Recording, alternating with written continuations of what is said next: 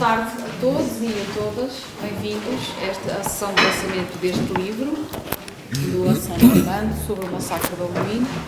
É um gosto integrar este lançamento do livro num conjunto de eventos, de iniciativas que organizamos no âmbito do Grupo de Investigação Identidades, Culturas e Vulnerabilidades. E pronto, e entre nós temos o Hassan Armando, que é o autor do livro, a quem agradeço imenso estar aqui, o seu trabalho, o seu livro, pelo facto de ser um documento inédito sobre isto e um retrato, um testemunho na primeira pessoa sobre um assunto do qual pouco se conhece e tem sido pouco falado e publicitado. Vamos ter o Luís Henrique Passador, que é da Unifesp, que é a Universidade Federal de São Paulo, e que vai fazer a apresentação do autor. Temos também connosco o Paulo Granjo, antropólogo, especialista de Moçambique, que também irá fazer a apresentação do livro.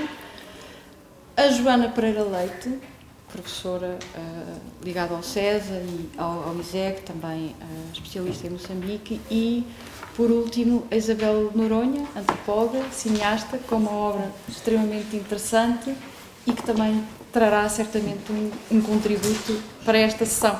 Muito obrigada a todos pela vossa presença, por terem vindo e pronto, podemos então começar.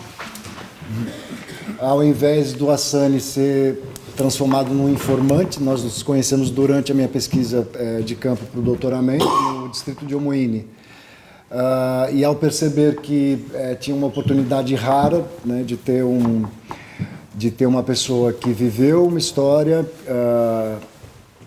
que tem bastante controversa, né, e que é difícil falar até hoje dessa história lá em Moçambique, que viveu essa história, que é um professor de língua portuguesa, então ele tem domínio da língua e, portanto, para escrever, né, que não é tão fácil de se encontrar, né, principalmente na zona rural de Moçambique, e que já tinha, né, o desejo de escrever esse livro.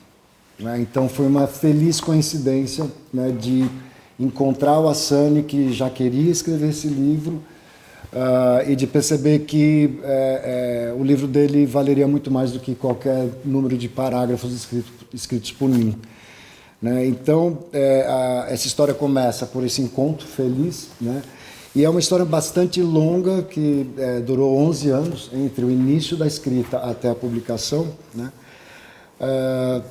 E aí acho que o Hassan até pode falar mais sobre isso, mas acho que tem algumas coisas importantes. Ele começou a ser escrito em 2007, por estímulo meu e do meu supervisor na época, que era o Omar Ribeiro Tomás. Eu era um mero estudante, né, de doutoramento, não sabia como é que eu podia fazer publicar um livro. Né? Então o Omar apoiou no início, e demorou 11 anos, porque foi um livro muito difícil de ser publicado em Moçambique, né, por ser um tema um pouco... O Michel Caim fala no pós-fácil, é um grande tabu, né, em Moçambique. E foi publicado em 2018 aqui em Lisboa, né, pela Colibri, por uma intervenção fundamental que foi do Michel Caim, né, que, quando eu falei para ele do livro, a dificuldade que tínhamos de conseguir publicar o livro, o Michel teve um papel crucial, que foi entrar em contato com as editoras até chegar na Colibri. Né?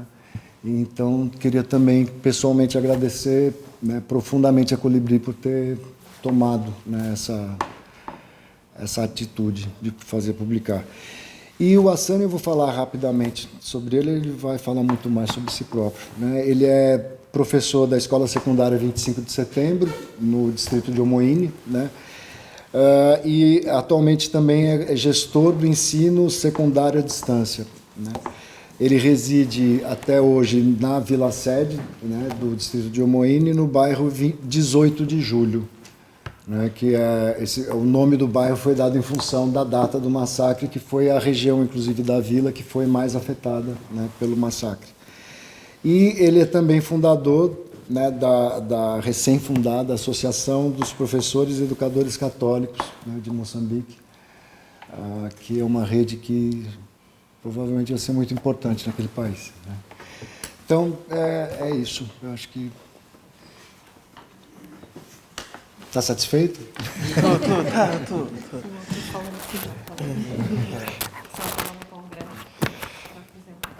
Ok, antes de mais nada, obrigado pelo convite e pela oportunidade de ler o livro, que ainda, ao que sei, não anda por aí a correr muito.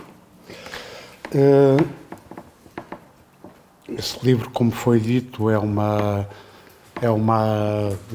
um relato na primeira pessoa por parte de um sobrevivente posteriormente raptado, ou na ocasião raptado, do massacre de Homoine, mais tarde evadido de volta para a sua zona de residência.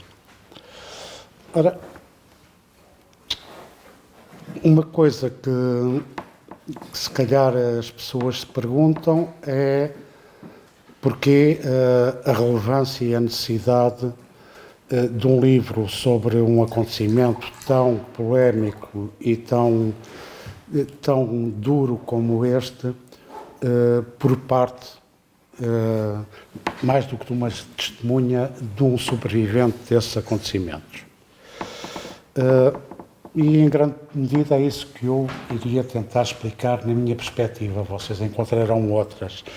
E devo começar por dizer que há livros que dizemos que são um soco no estômago. Este livro não é um soco no estômago, são vários socos no estômago por várias e diversas razões. E isso não porque ele apresente um relambório de atrocidades piores do que nós já lemos descritas noutras bases escritas acerca dessa guerra que uns chamam de civil, outros chamam de outra coisa, e que as pessoas, para evitar discussões acerca disso, costumam chamar a Guerra dos 16 anos.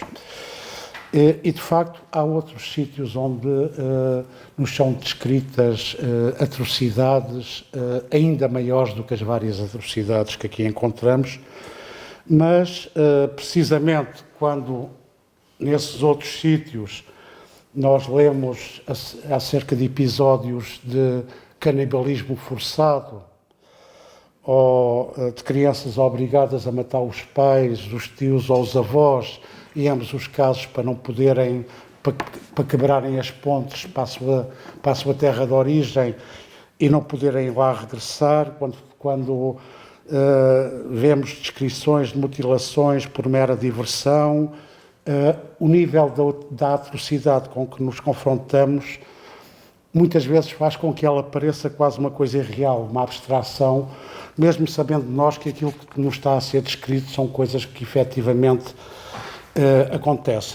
aconteceram.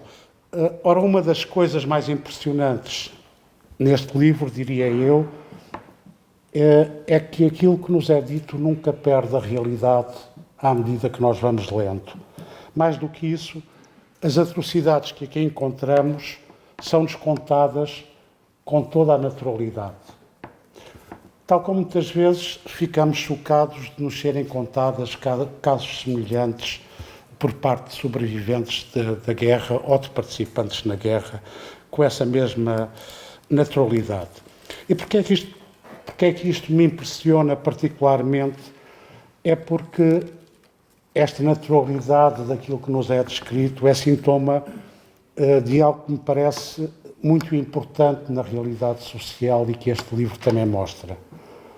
É a naturalização que se viveu, a expectável normalidade que se criou relativamente a execuções sumárias gratuitas, a sevícias e torturas, a raptos, a relações de escravatura, pois é disso que se trata quando falamos de pessoas que ficam com donos armados das quais dependem. Tudo isto e toda esta normalidade e expectabilidade só porque há umas pessoas que estão armadas e as suas vítimas não estão. Voltarei daqui a pouco a esta questão e à sua relevância, mas diria que há muitas razões que justificam que este livro tenha sido escrito, tenha sido publicado, deva ser lido e acrescentaria deva ser, ou se justifica apresentá-lo num contexto universitário e académico como este. Mas dentro dessas várias razões eu destacaria três que gostaria de vos apresentar.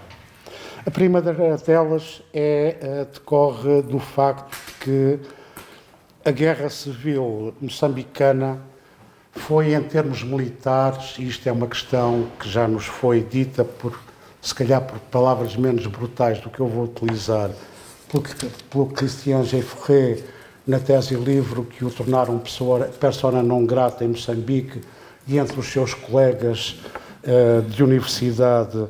na Universidade Eduardo Mondlane. Em termos militares, a Guerra dos 16 anos foi uma guerra de cobardes. Foi uma guerra onde quem tinha armas raramente se confrontava com os seus opositores de igual para igual, mas, em vez disso, tal como acontece também aqui no livro, se tomarmos atenção aos acontecimentos, confrontavam-se em situações de grande superioridade numérica de uma parte, seguindo-se uma tentativa de defesa já desmoralizada, uma fuga da parte armada mais fraca e, depois disso, a parte armada mais numerosa fazendo servícias de todo o tipo sobre a população desarmada. Diz-se em muitos países da África Austral e diz-se também em Moçambique que quando os elefantes lutam, quem sofre é o capim. Mas aqui nem sequer isso se pode aplicar, porque os elefantes não lutavam.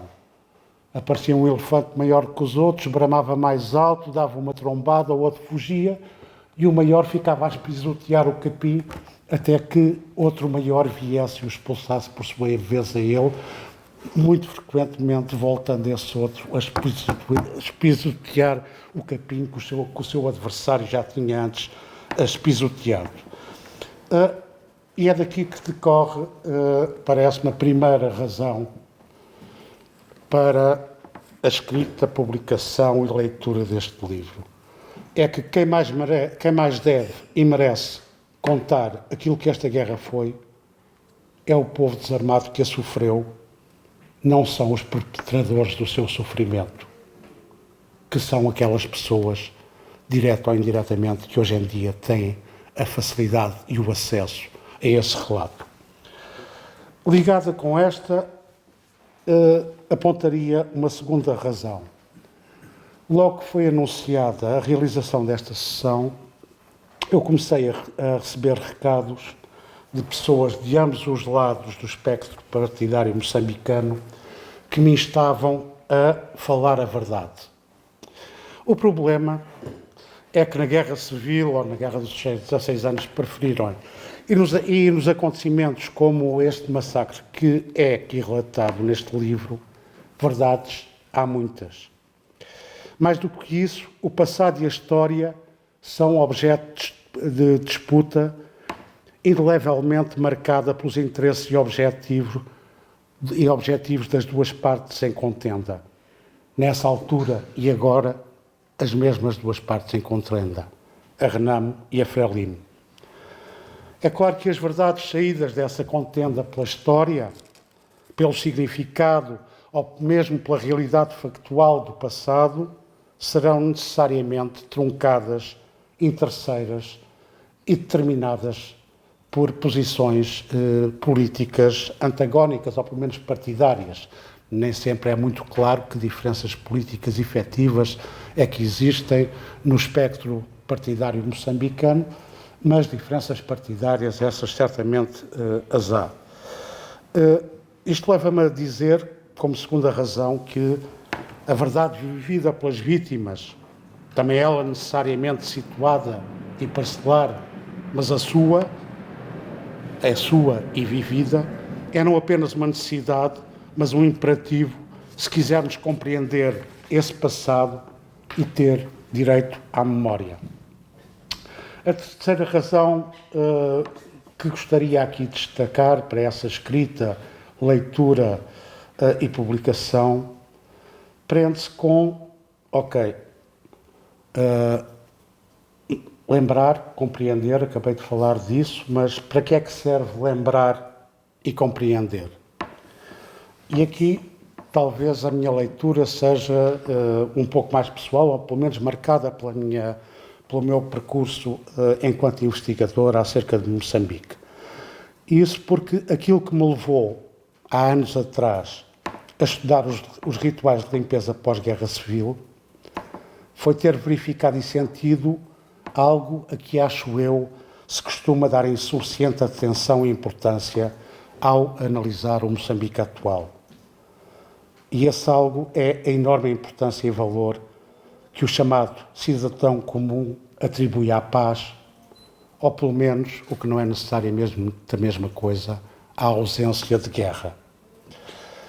A ausência de guerra é um desejo e valor absoluto para a maior parte das pessoas que, para salvaguarda da paz ou dessa ausência de guerra, estão dispostas a tolerar um nível elevado de abuso por parte dos poderosos, a que esses poderosos comam abusivamente dos bens públicos, ou mesmo, quando vimos das reações populares muito alargadas, quando houve de novo a ameaça de uma situação de guerra há poucos anos atrás, ou mesmo a tolerância, ou, quando não o estímulo, a que esses poderosos juntem a essa mesa novos comensais, os seus antigos inimigos, desde que se evite guerras.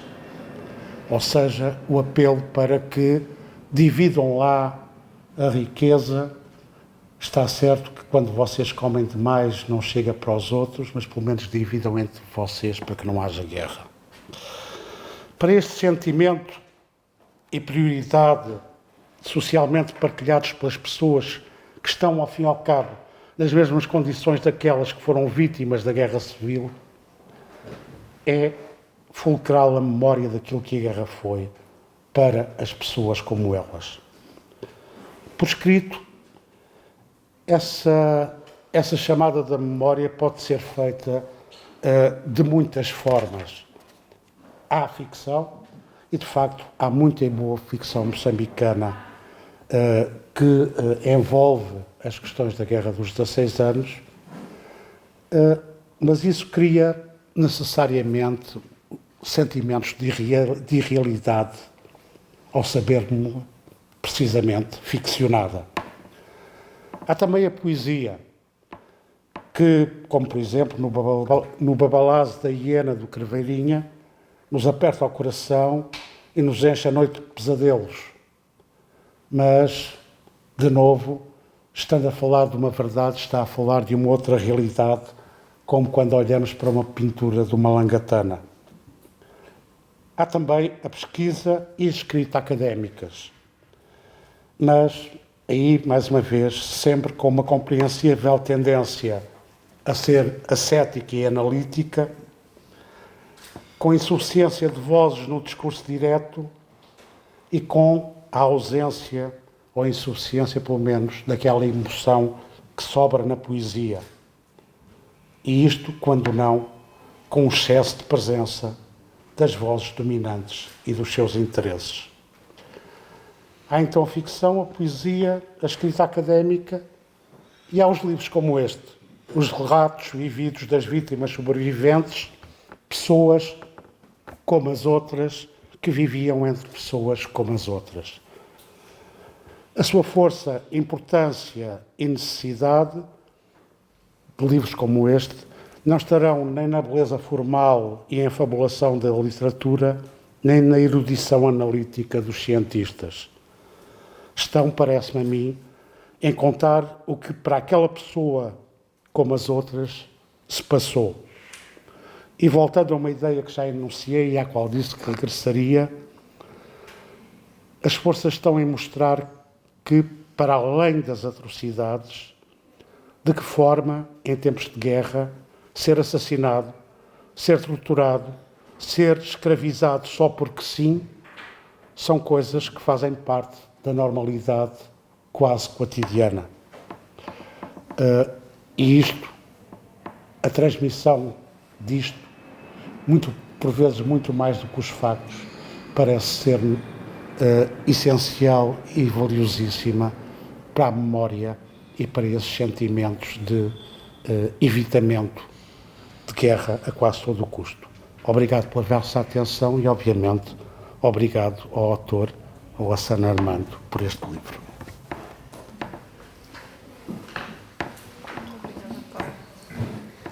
Boa tarde a todos. É com muito gosto que aqui estou e, fundamentalmente, também por conhecer pessoalmente o autor. Em primeiro lugar, em representação do César e da coleção Tempos e Espaços Africanos, que acolheu a publicação desta obra e que também teve o privilégio de fazer uma primeira apresentação da obra no ISEG no final do ano passado, contando com a presença também do Michel Kahn, que produz o pós-fácil desta obra, e portanto é com muito gosto que agora estou aqui no ICS com a presença do autor. Não vou fazer nenhuma análise, a análise do meu colega completamente substantiva, dizer que, no entanto, que de facto, do ponto de vista, o que nós temos aqui é também algo de muito particular, este récit de mémoire, e que vem complementar uma reflexão sobre a guerra, que de facto se inicia há 30 anos, exatamente, a primeira grande obra data de 1989, e eu hoje, vício de historiadora e de personagem antiga, tive o prazer de pegar a tese que o Christian Jaffré me ofereceu em primeira mão, ainda em manuscrito em Paris, em 1989, e ler exatamente aqui o seu prefácio. E é interessante que, ao ler o prefácio, ele explica bem porque é que a guerra é um dever, falar sobre a guerra é essencial, para se saber a verdade, mas que, apesar de tudo, ele no fim, nesta altura, em 1989, ele não deixa portanto, de nomear a responsabilidade fundamental da guerra à África do Sul, à Rodésia e à Renamo, e mesmo assim isto não lhe valeu de nada, porque a obra foi completamente muito mal interpretada, e é, no entanto, uma interpretação em termos sistémico, uma interpretação extremamente importante das causas da antropologia da guerra civil. E, portanto, nós estamos aqui 30 anos depois, e 30 anos depois nós tivemos toda uma série de importante produção por cientistas sociais, várias obras, nomeadamente a obra recente, A Guerra, The War Within, esta obra que reúne investigadores de várias proveniências, editada pelo Michel Kahn e pelo Genoux, e teremos em breve a obra aqui publicada no ICS do Michel Kahn sobre a história da Renamo, e também os contributos de todos os analistas portugueses que se têm dedicado a isto. Portanto, é aqui um caminho longo, mas de facto este récit de mémoire dá-nos esta outra perspectiva. Eu, ao ler a obra do Hassan, de facto é uma obra completamente perturbante, e eu também fez-me lembrar um grande contributo da literatura contemporânea africana, que é a obra do Nkrumah, que é uma ficção e que se chama em francês Allah n'est pas obligé, e Allah não é a história, é uma narrativa de um menino, porque quem está aqui é um menino de 12 anos.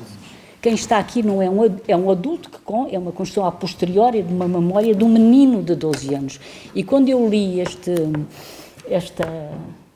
récit de mémoire, eu vi este menino de 12 anos e vi aquele personagem que o Nkrumah retrata naquela criança que sai da Costa do Marfim, que perde o pai e a mãe e vai a pé com um feiticeiro à procura de uma tia que está na Libéria, e o menino vai vendo tudo aquilo que o Hassan nos mostra com com o olhar da criança, que o Hassan nunca consegue nomear aqui quem é o culpado. Isto parece que vem do céu, que é uma desgraça que vem, ele nunca consegue nomear, e o menino que vai para a Libéria também vê essa história, não é? E de facto é uma obra muito inspiradora, e também, eu diria, está ali a minha colega Jéssica Falconi, é uma obra que os especialistas da literatura podem confrontar com a obra do Kurumá, que é uma ficção, mas extremamente poderoso, e no fundo dizer que é com muito gosto que aqui estou e que constato neste meu tempo de vida, que nestes 30 anos e também, de certa maneira, prestar homenagem à memória do Jeffrey hoje, que de facto é o primeiro que lança este trabalho de investigação e que hoje tem inspirado e continua a inspirar, e que continua a inspirar o pensamento social sobre o Moçambique pós-colonial. Muito obrigada, era isto que tinha a dizer. Boa tarde a todos. Eu queria falar talvez um bocadinho mais do que é que significa para nós de dentro de Moçambique este livro. E eu acho que este livro toca todas as pessoas que viveram este período de uma maneira ou de outra. Pessoalmente, a guerra para mim significou uma coisa um bocadinho diferente, porque eu venho do meio urbano e eu tenho mais 10 anos do que o Hassan. Portanto, quando o Hassan está na base e está a viver tudo isto, eu estou no Instituto Nacional de Cinema a filmar a guerra, portanto, precisamente nesta mesma altura. Portanto, eu tinha na altura 19, 20 anos e lembro-me que das poucas memórias que eu tenho, apesar de eu ter filmado muitos episódios de guerra, ter filmado o massacre de Manjacaze, de ter filmado situações de guerra na estrada, de colunas queimadas, de tudo isso, eu tenho muito poucas memórias. Tenho muito poucas memórias de coisas concretas que eu tenha vivido, apesar de eu as ter filmado. Isto é muito estranho, mas é muitas vezes assim que realmente as coisas se passam. A gente vive as situações e não consegue guardar delas um registro porque, talvez pela extrema violência, algum mecanismo psicológico de defesa contra esta violência. Mas das coisas assim mais concretas que eu me lembro, e daí que este relato do Hassan me tenha tocado tanto, foi que quando eu filmei o massacre de Manjacaze, portanto, havia o relato dos militares que estavam no terreno de uma criança que tinha sido capturada, portanto, uma criança soldado que tinha sido capturada durante o ataque e tinha sido levada para Chibuto. Portanto, depois de termos filmado a vila e a situação, a vila ainda em chamas e todo aquele cenário de massacre, eu fui com a equipa para Chibuto à procura desta criança, que diziam ter 7, 8 anos, mais ou menos. E chegámos ao quartel e, de facto, estava lá a criança. Trouxeram-nos a criança para a gente filmar. E a única coisa que eu me lembro, assim, muito, muito, muito nitidamente, era que aquele menino, quando veio, não trazia arma, estava desarmado, e o militar que estava ao lado tinha arma. E a câmara estava aqui. E ele queria... tinham-lhe dito que ele não podia falar, porque não era para falar, era só para mostrar a cara, para a gente filmar. Mas ele queria fazer qualquer coisa que mostrasse que ele existia, que ele era uma pessoa. Quer dizer, que ele não era... que era uma pessoa, não é? Então, ele pediu, por favor, se eu podia pedir ao militar que estava ao lado, se ele podia descarregar a arma e dar-lhe a arma para eu filmá-lo a montar e a desmontar a arma, que era a coisa que ele sabia fazer bem. E este foi o meu primeiro contacto com uma criança soldado. Eu filmei, ainda pedi ao militar, disse, mas pode emprestar a arma e tal. Ele emprestou. Quando o miúdo queria repetir, e eu queria também que ele repetisse para filmar a segunda vez, e ele disse, não, já chega, isto não é uma brincadeira, a guerra não é uma brincadeira. E tirou a arma, e ele ficou, ele não podia falar, porque tinham dito que não era para falar, ele sem a arma na mão não tinha mais o que podia mostrar, não é? E essa imagem nunca mais saiu da minha cabeça.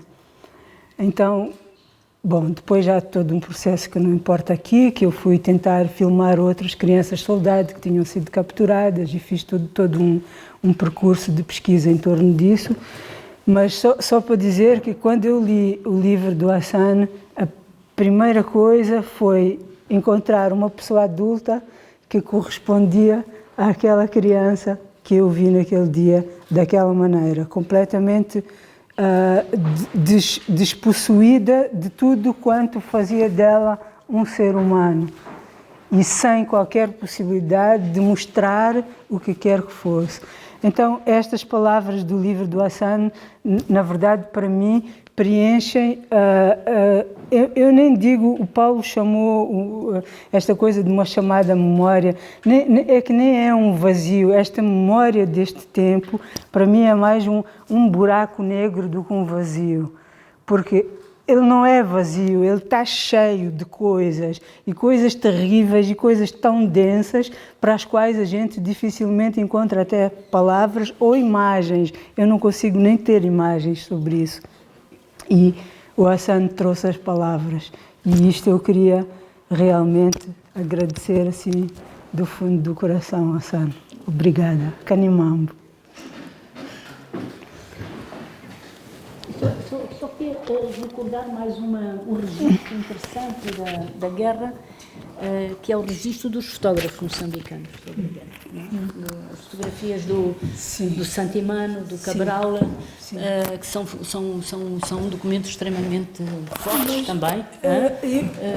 Talvez há uma coisa que, e eu como desse lado da fotografia posso dizer que as imagens que nós temos e aquelas até que nós tiramos e que nós fizemos, elas são extremamente, como posso dizer, incapazes de revelar isto que o livro do Hassan revela, porque primeiro nós só podíamos fazer imagens em determinadas situações, nós só éramos permitidos filmar em determinadas situações.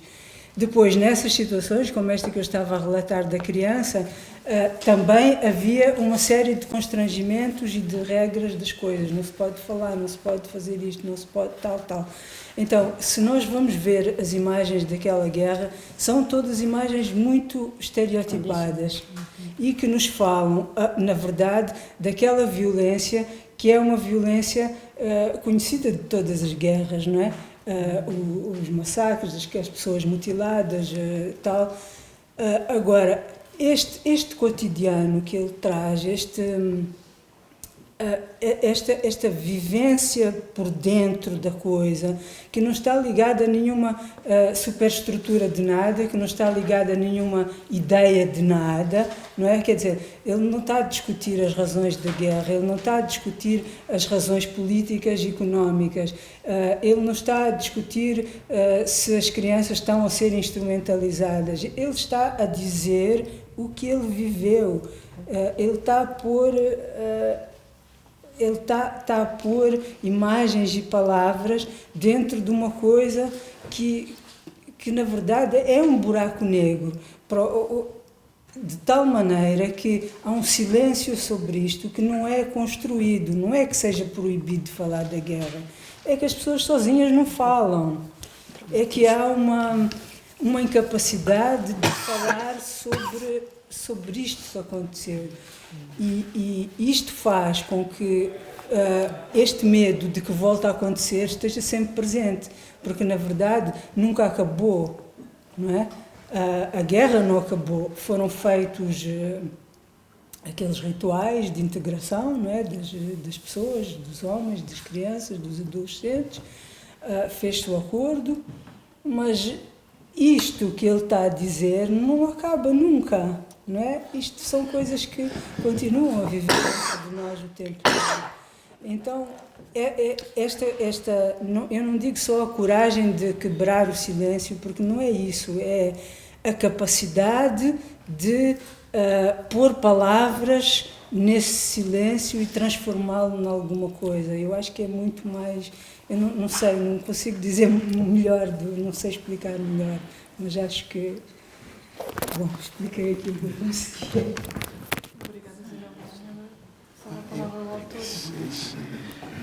Boa tarde, boa noite. Aqui para nós, lá em Moçambique, essas horas ainda é tarde. Eu não sou bom para discurso. O Dr. Luís aqui falou, disse que eu era professor de língua portuguesa, com domínio da língua portuguesa. Mas é importante eu dizer que há quem tem habilidades linguísticas e há quem tem habilidades comunicativas e há quem tem tudo ao mesmo tempo.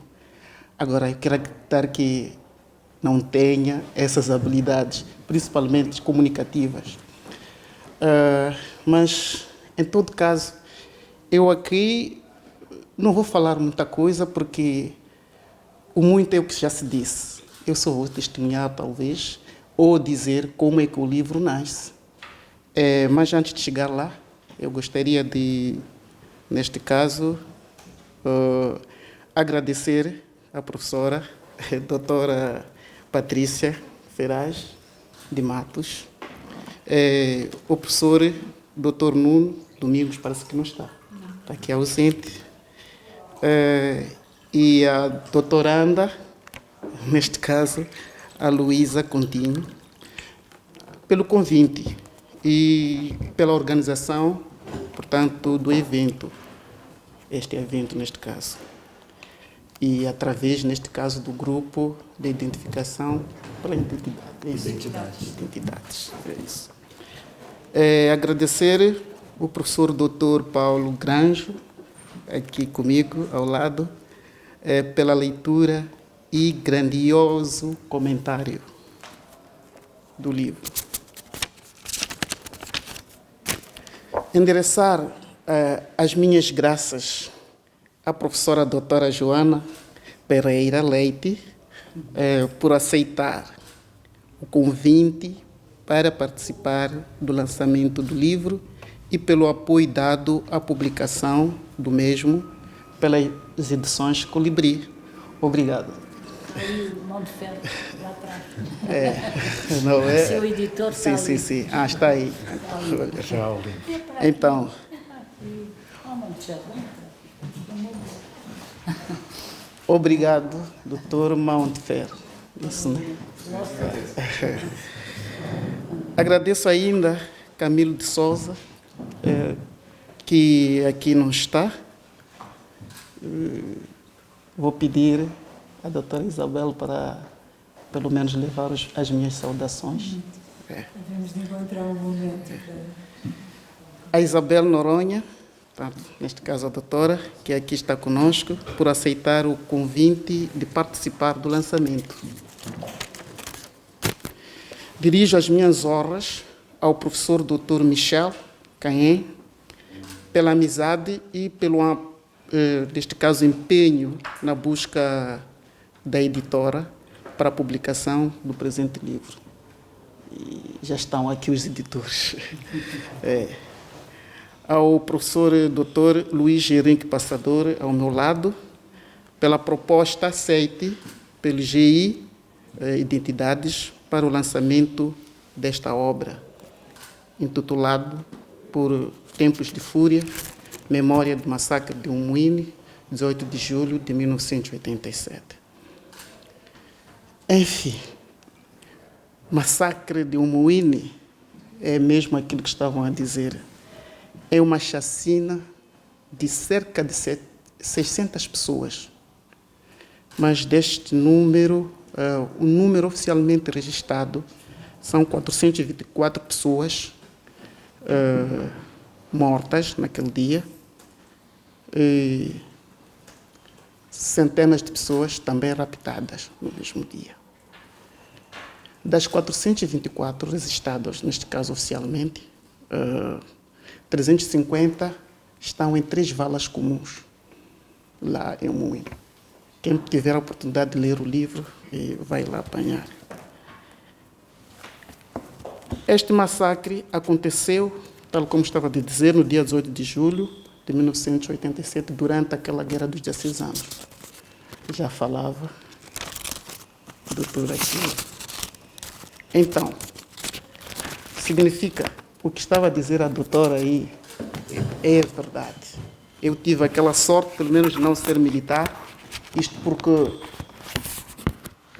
fui raptado, eu era muçulmano, e pelo menos aqueles que foram raptados naquele dia, quem os raptou foi o comandante, portanto, é General Trovoada. E esse General Trovoada, pelo menos, privilegiou os muçulmanos. Então, os muçulmanos tiveram um tratamento mais ou menos condigno em relação aos outros. Mas acho que era só para aquele grupo. Então, os próprios rapazes, os adolescentes, até qualquer que fosse mesmo adulto, não era levado para treinar. Portanto, tivemos essa sorte. Por isso, o que estava a dizer a ela é verdade mesmo. Crianças militarizadas. Isso existia. Tempos de Fúria, a memória do massacre do Moinho, para mim é um desabafo, é um desabafo de sobreviventes. Neste caso, desses sobreviventes, eu sou um deles. Eu fui raptado. E também depoimentos de alguns sobreviventes do Moinho. Esta obra nasce exatamente para trazer à tona o acontecimento, portanto, o acontecido naquele dia, e a partir deste mesmo acontecimento triste, em torno daquilo que uma guerra pode trazer como consequência. Quem sabe, daí aquelas pessoas que são beligerantes possam mudar do comportamento.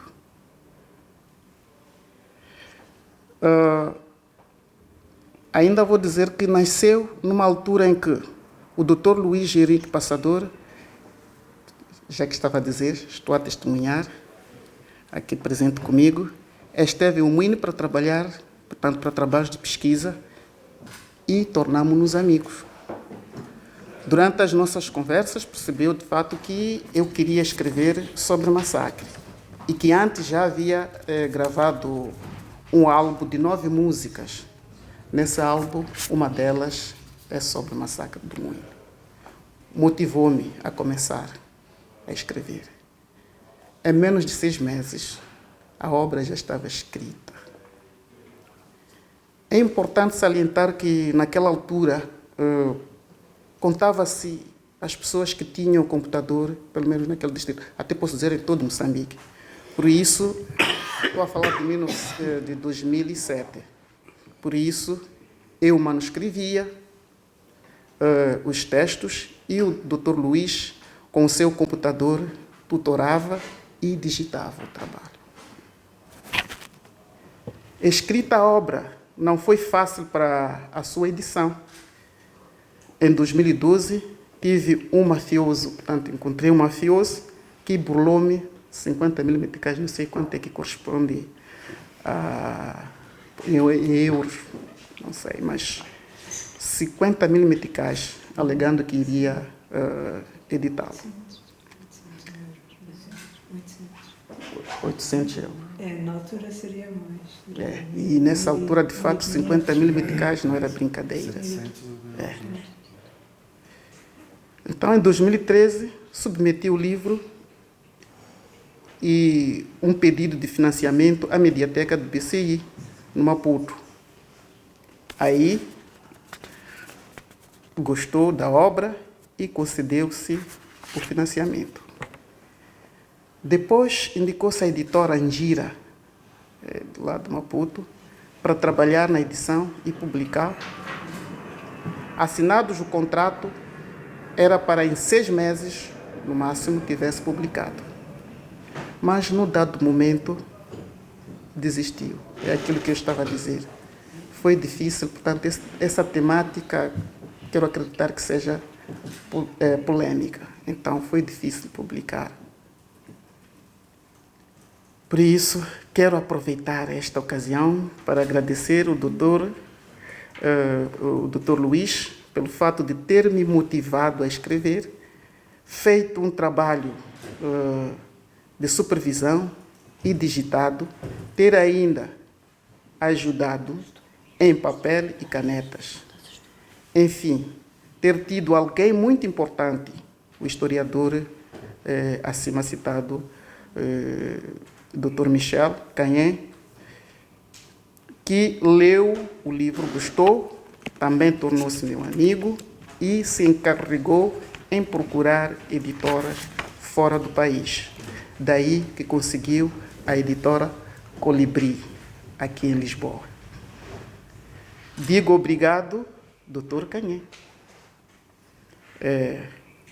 Obrigado portanto, a edição, portanto, as edições Colibri, por ter publicado a obra. E ainda devo os meus agradecimentos à editora Angira por ter libertado e transferido o valor para o efeito. Apesar de ter desistido, pelo menos liberou o valor para a publicação desta obra. Agradeço também à Mediateca do BCI, que de fato deu-me o financiamento. Os meus agradecimentos ao Dr. Tomás Ribeiro, que, sendo supervisor do Dr. Luís, naquela época, aceitou que o mesmo apoiasse. E tal como eu disse, e dele, portanto, o Dr. Luís, não, o Dr. Omar, ganhei um dicionário e outros materiais, consumíveis neste caso, para o efeito da escrita. Também ao Dr. Henrique Francisco Litsure, meu amigo moçambicano, aqui ausente, pela forma como prefaciou o texto. Quero acreditar que fez um bonito, portanto, prefácio. Para quem tiver a ocasião de ler, de fato, há de apanhá-la. Ao Dr. Caen, pelo pós-fácio. Portanto, a escritora Lina Magaia, uma moçambicana, que, através da sua obra, Duplo Massacre, que estava a falar aqui a doutora, então eu inspirei-me e tive como começar a escrever. Assim como os depoentes memoriais desta obra. A todos que, direta ou indiretamente, deporam, fizeram qualquer coisa para a obra. Esta obra tem, para além da introdução, tem os precedentes do massacre.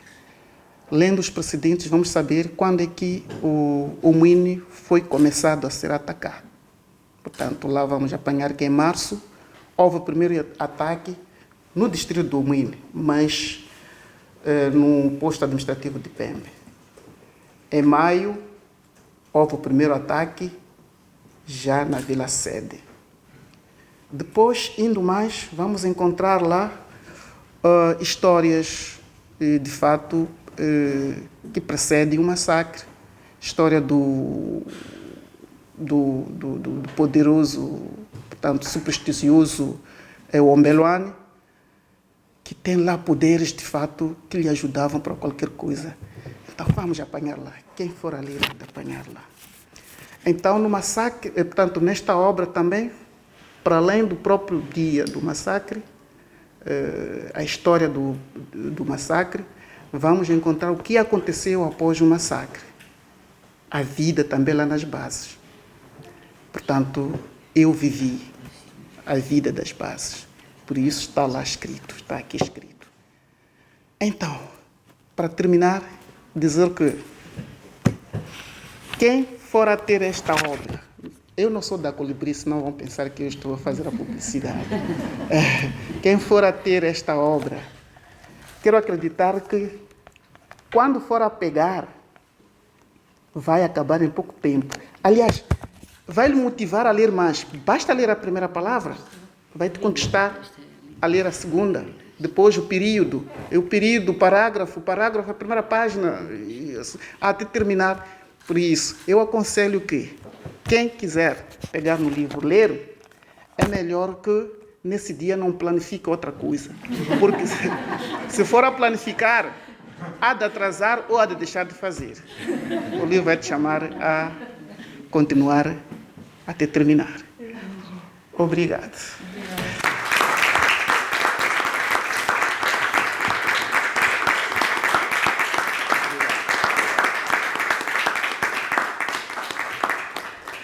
Agora temos que arranjar modo de enviar o livro para Moçambique. Esta é a grande questão, de enviar o livro, de fazer chegar o livro. Exato. E ele até já acompanhou pessoas, porque eu levava os 10 livros de Maputo para Inhambane. Então, lá dentro estava um indivíduo que estava a viajar comigo. Ele tinha um livro aí que falava de matrimônio, eu pedi para ler. Então, eu disse, vai lendo este. Então, como ele estava a usar, e eu vi que o livro é dele, com certeza, se for dele, há de continuar a ler, mas vai lendo este para eu também poder explorar. Então, ele levou. Ele disse, esse livro eu não te dou mais. Eu não te dou mais. Então, dali as pessoas que viram o livro lá no Maputo já foram me ligando, estamos a pedir o livro. O Mouine, ele presenciou, mesmo o Rodrigo presenciou alguém a mandar ver comigo, até que quero o livro. Afinal, você perguntou-nos isto e aquilo, mas nós queremos ver. No Brasil já estão a pedir. Então. Pode ser também da cultura, das livrarias de cultura no Brasil. A livraria de cultura. Vítimas, aqueles que foram. Para o Brasil. Moçambique é um problema, não sabemos. O problema é o correio. Mas porque uma editora lá? Não há diários, não há um comércio com Portugal em termos de livros. Eu vou ter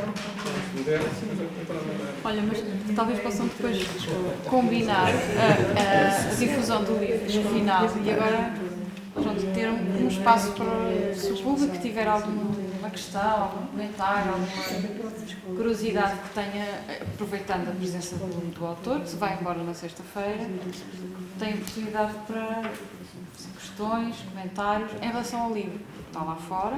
Está disponível, está à venda para quem quiser comprar. E agora temos um tempo, não é, para colocar questões, aproveitando aqui a presença do autor ou alguém mais que esteja na mesa para fazer comentários. Então, licença que diga só 3 ou 4 palavrinhas. Claro. Primeiro, para pedir desculpa, porque enganei-me no local. Pensava que era no ISEG, tudo quanto é com a professora Joana Rosa Leite, eu imagino que é no ISEG, da sua casa-mãe. E fui para o ISEG, quando me apercebi, não era no ISEG, e depois foi difícil atravessar Lisboa a esta hora da tarde, não é? E depois, para dizer que me congratulo muito por conhecer finalmente o autor, que teve uma coragem extraordinária para escrever, enfim, toda esta tragédia que lhe aconteceu a si e à família, não é? É preciso ter uma grande coragem para depois contar tudo isto, não é? As guerras são uma calamidade, como todos nós conhecemos, mas normalmente a gente conhece por números, não é? Morreram tantos, foram tantos raptados, não é? Tantos fuzilados, tantos mortos desta maneira ou daquela, não é? Outros morreram de fome, etc, etc. Estas coisas são sempre assim, macros, não é? E em macro a gente parece que não sente tantas coisas. Agora, quando há alguém a dizer, a mim aconteceu isto, fizeram isto, raptado em pequenino, tirando do seio da família, etc, etc, Parece que isso é mais importante, por vezes, do que propriamente a grande história que fala desta ou daquela guerra. O seu contributo é um contributo fundamental para levar as pessoas a meditar e a pensar melhor sobre aquilo que é a incapacidade de compreender o outro e pegar numa arma para fazer uma tragédia, não é? O seu livro penso que é, de facto, uma grande importância. Fico muito contente por conhecer, finalmente, dou-lhe os meus parabéns. Assim como quero agradecer a todos aqueles que contribuíram para, não só para este encontro de hoje, como autor, mas também para que o livro tivesse a sair um dia. Portanto, eu, como diretor da Colibri, sinto muito feliz por isso. Muito obrigado. Queria acrescentar também que os livros que se venderem hoje revertem inteiramente o valor para o autor. Está bem? Porque, pronto, terá com certeza despesas.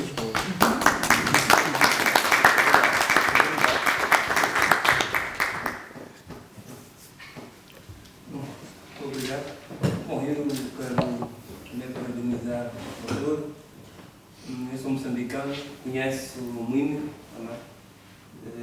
sou jornalista em Moçambique e eu conheço ela, sou jornalista da televisão de Moçambique. Estou cá num estágio na Universidade de Lisboa, no Centro de História. Estou a fazer doutoramento sobre conflitos entre a Frelimo e a Renamo.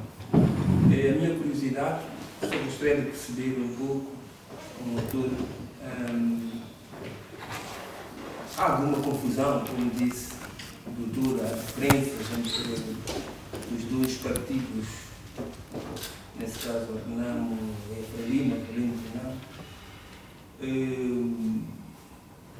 Nessas investigações, estou cá há 2 semanas, tenho estado a fazer aqui, encontrei uma obra num arquivo diplomático que relata um pouco a situação da Renamo e em algum momento essa obra diz que o massacre não foi perpetrado pela Renamo. E também nessa obra aparece uma passagem que faz referência ao líder da Renamo no Quênia, anos depois, dá uma entrevista e ele recusa o massacre ter perpetrado pela Renamo.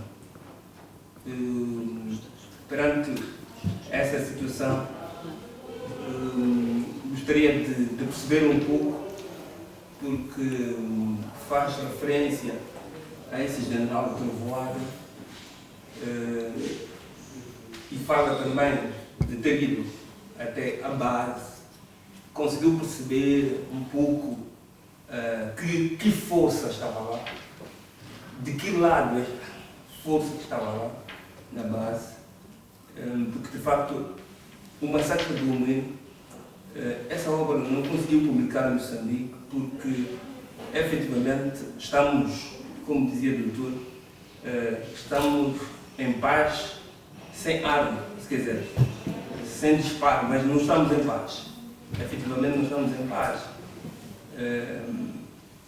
Então, há este conflito. A minha pergunta é se conseguiu perceber este cenário, de que força estava perante a si. Obrigado. Muito bem. Portanto, o livro não diz quem matou a quem. O livro por si só. Portanto, são relatos, de fato, daqueles que sofreram. Portanto, vítimas. São relatos de vítimas, memórias de vítimas. Então, não diz quem matou. Nós temos que perceber uma coisa. Quando há conflito entre duas pessoas, aliás, agora mesmo eu posso dizer, esta ala que entra aqui no meio, então vamos atirar as pedras. Vamos atirar as pedras. Quero acreditar que uma vai bater aquele que não quer lhe bater. Não é verdade? Então, o livro diz: ninguém matou a ninguém. O que matou é a guerra. Mas que isso eu não disse. Bom, assim, percebam todos que eu não estou a fazer quer dizer, a sua presença aqui, muito importante. Eu também não li o livro, e ainda bem, a doutora disse que não fala de sistema, não fala do relato, do seu relato. É apenas quero perceber, porque também estou atrás dessa história de forma diferente, mas eu estou atrás dela para perceber. É só por isso. E eu percebo muito bem quando diz que o próprio Djakama, na altura, na entrevista que deu, disse a Amnistia Internacional cria uma comissão de inquérito, ele abriu, disse, cria uma comissão de inquérito para fazer a investigação do massacre do Moinho e outros massacres. Ele disse. Então, é esta coisa que nós estamos a procurar, verdade. Quem é quem nesta história? Eu sei que é muito difícil tratar desse assunto, mas com um pouco de coragem, jornalista, essas coisas eu vou procurar. É só isso. E outra questão, talvez dizer que o livro foi escrito de forma denotativa, e não de forma subjetiva. Então, para dizer que, se for a ler o livro com a intenção de querer perceber a história, como é que aconteceu, há de perceber. E se for a ler o livro com a intenção, por exemplo, de querer favorecer uma determinada ala, portanto, vai apanhar, porque você vai interpretar, você que vai subjetivar o texto. Ele, por si só, é de forma denotativa, está direto, claro, que é aquilo mesmo, aquilo que o livro for a dizer, é aquilo mesmo, não está querendo refletir outra coisa. Então, nós, os leitores, somos nós que vamos interpretar isto e aquilo. Então, para dizer que está de forma denotativa e não subjetiva. Então, nós, por causa dos nossos interesses, é que vamos subjetivar o texto. Vamos conotar o texto.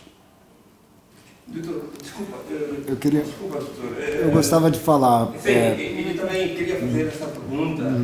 Qual é a percepção que teve lá? Olha, eu e a Sani, nós conversamos muito sobre esse livro, não sobre o livro, né, em si. Como eu falei, a autoria é dele, né, eu acompanhei esse texto a ser escrito, e era como se fosse uma novela brasileira, cada dia chegava um capítulo novo, né. E aí as intervenções que eu fazia era, olha, explique melhor isso pensando num leitor, né? Ou seja, explica melhor isso para a pessoa que for ler e entender, né? Então, eu acho que a Isabel tocou numa questão chave, né? É um texto, a Joana, é um texto de um miúdo de 12 anos, que foi jogado dentro de uma guerra que não era dele. E teve a família estraçalhada. Acho que tem o grande personagem desse livro é a mãe dele, né? Que ela aparece em alguns momentos, mas enfim, até estava comentar com a Sani que talvez seja o caso de pensarmos num livro sobre a memória das mulheres na guerra, e não das mulheres em armas, mas as mães que tiveram que buscar em bases, né, da Renamo, cada filho para saber se estava vivo, e depois tentar juntar todos, e depois ela morre no massacre. Então, a história desse livro é essa, ou seja, da experiência de um miúdo de 12 anos de idade, de uma série de pessoas que tem uma coisa importante, que é uma coisa lógica. Ele foi raptado e levado para as bases. Então, o que ele descreve do massacre é o que ele colheu de depoimentos de pessoas que contaram para ele, né? Ele foi raptado e levado para as bases. Então, ou seja, uma parte do massacre ele não viu, e a parte do massacre que ele viveu é a parte em que ele viu o pai ser morto na frente dele, né? Os irmãos a fugir e ele ser raptado, e alguns companheiros do grupo de muçulmanos, né?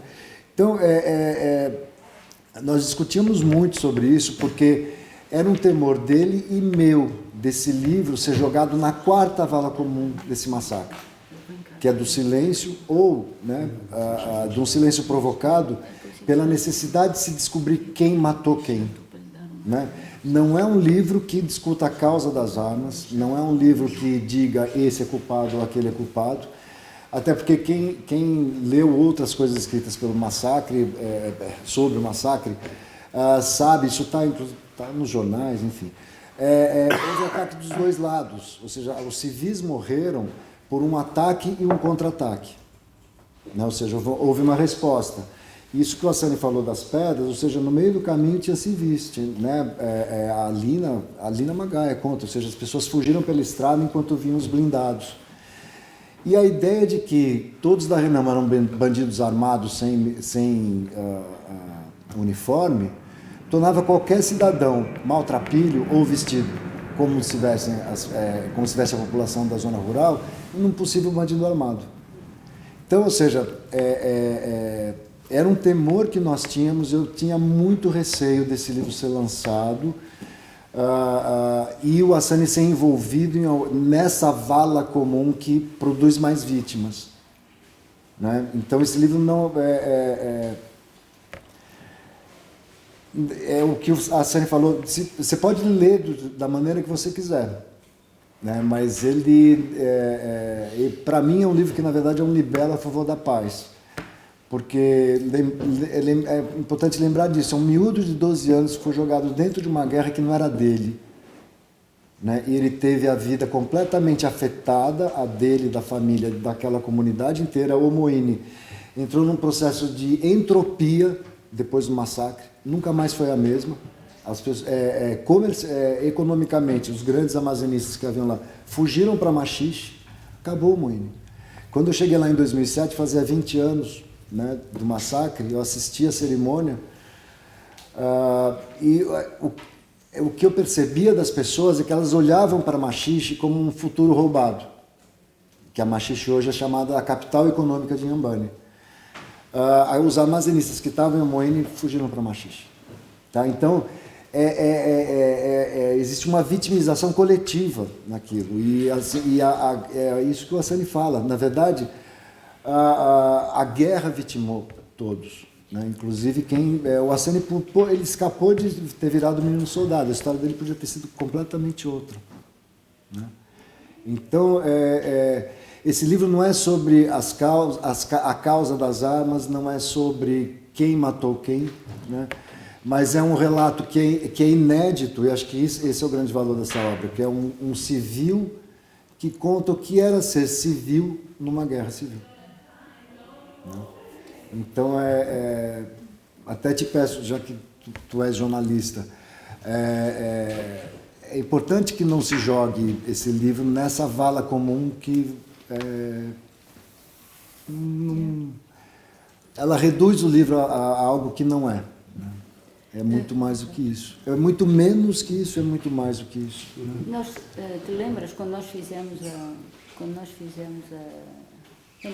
no ISEC? Isso, no ISEC. E uma ilação que eu lembro que nós discutimos um pouco na situação da guerra, uma situação que não se pode dizer que foi de genocídio, mas foi a situação de guerra civil em Nacala Velha. E nós, há um documentário que foi feito no ano 2000, em que nós filmamos as comunidades de Nacala Velha, que tinham os camponeses já bem afastados da costa e que tinham sofrido a guerra. E que eles, portanto, nesse documentário aparece de facto os camponeses que dizem, nós estávamos aqui, vinham os soldados da Renamo, passavam aqui, tirávamos as galinhas e não sei o quê, e matávamos tantos. Depois vinham os soldados da Frelimo, que viam as botas da Renamo ali à volta das nossas casas, e roubavam mais tantas galinhas e matavam mais outros tantos. E nós estávamos ali, de um lado para o outro, como se fôssemos escravos, o que é absolutamente extraordinário, porque nós sabemos que o país Macu é um país, aqui a memória da escravidão, que é uma memória relativamente recente na África Oriental relativamente à África do Oeste, século XIX até final do século XIX nós temos, enfim, trânsito dessa natureza, e é impressionante porque de facto é um pouco, eles não...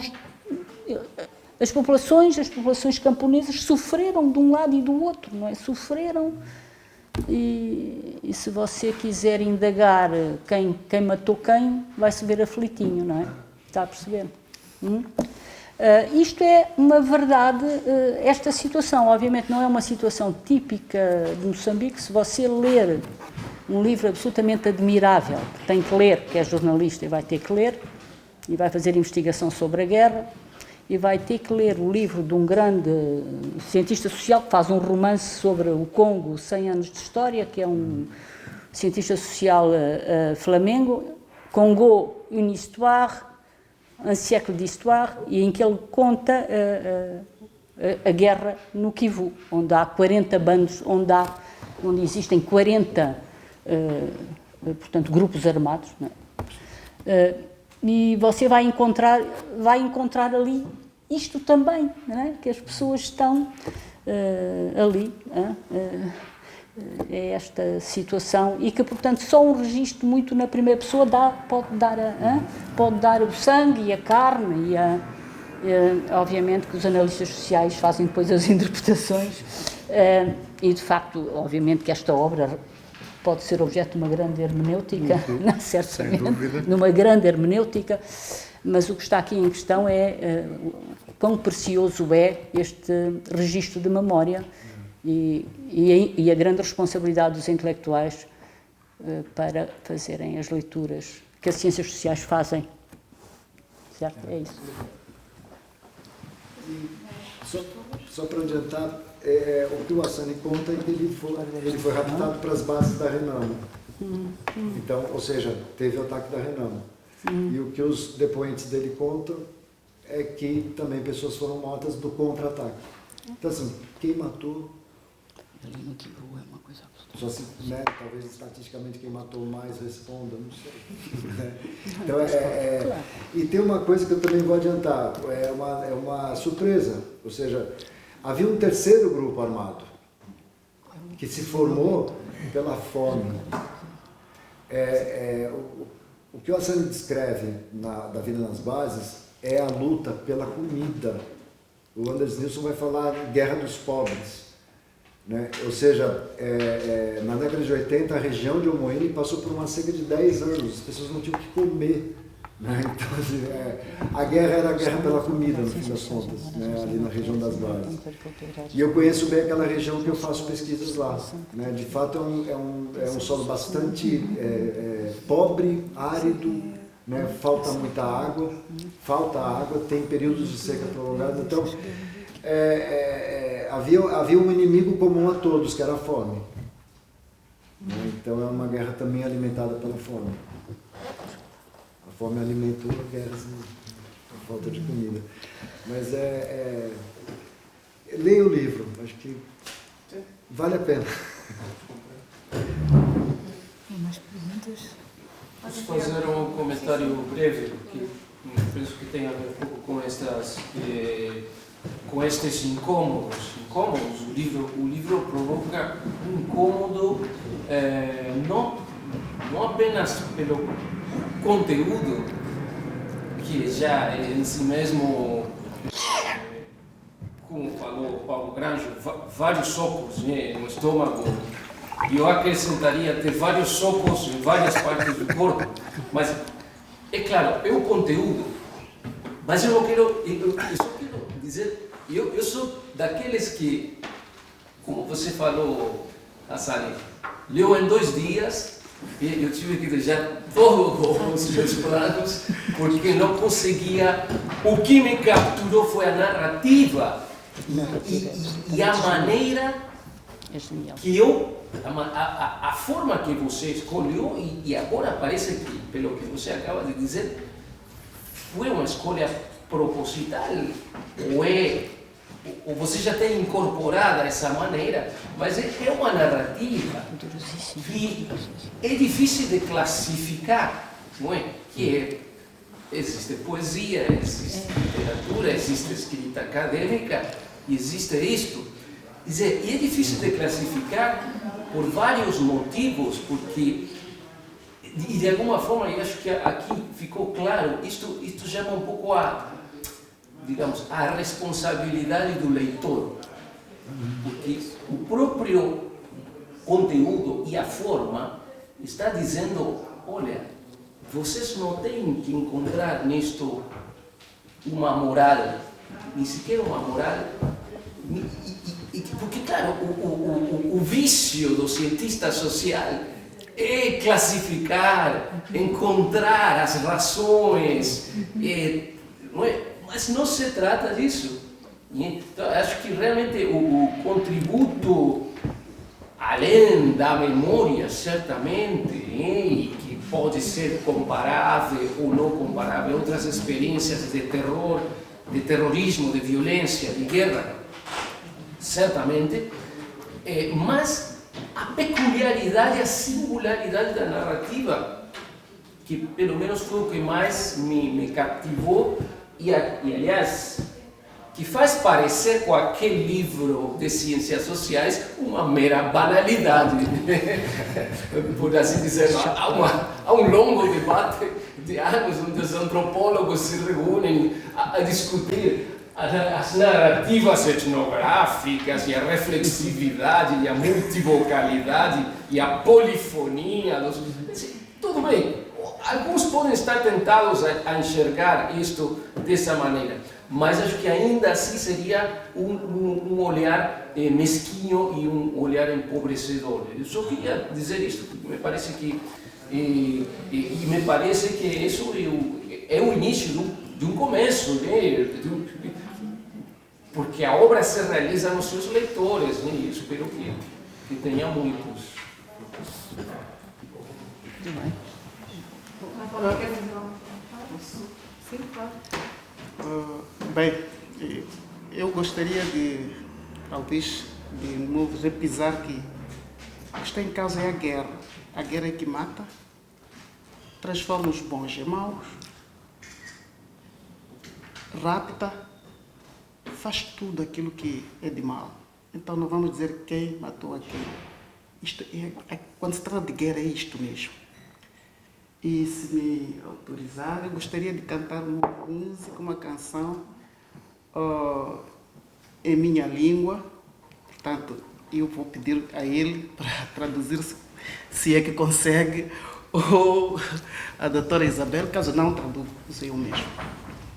Tikugaina kiwaingenelwe imahanyela layokarata vanovanene vavejihari vagayelana hangikananzo murivalele ishakagawena mutsetselele ayoshengiwa murivalele ing'wana wawena uyamukele ngangweni waku baba wokari akoma kari ayekaye achikayima ayela vatwali ayahlasela vanunge zvihari kataotala uhalakela baba wokari ateka shigemu ashikayima ayela vatwali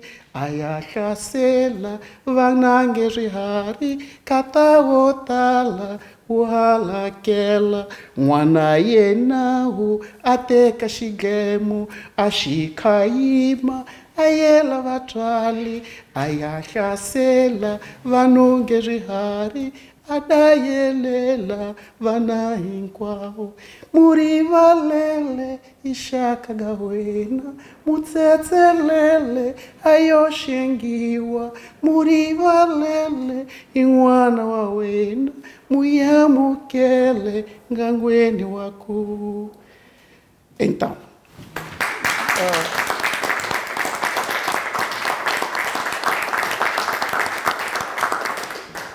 eu estava a dizer aquilo que disse em poucas palavras. Portanto, a nossa terra, tanto tinha sido assolado por uma vida muito má. Então isso cantava-se naquele momento de reconciliação. Então eu disse, tem que, portanto, perdoar aquele irmão que fez isto e aquilo. Não está-se a dizer, tem que perdoar a Renan, tem que perdoar a Frelimo, tem que perdoar a quem. Então, é momento de reconciliação, vamos nos perdoar. Então, nós vivemos este clima, episódios feios. Então, a criança levava, portanto, uma certa camada, um grupo, para ir matar os pais. Os pais também transformavam-se em bandidos. Levavam o grupo, iam matar crianças, até a esposa, tudo mais. Como se não bastasse, destruía tudo e roubava aquilo que dava para roubar. Então, é a guerra que matou, é a guerra que massacrou no dia 18 de julho. É a guerra que raptou. Obrigado.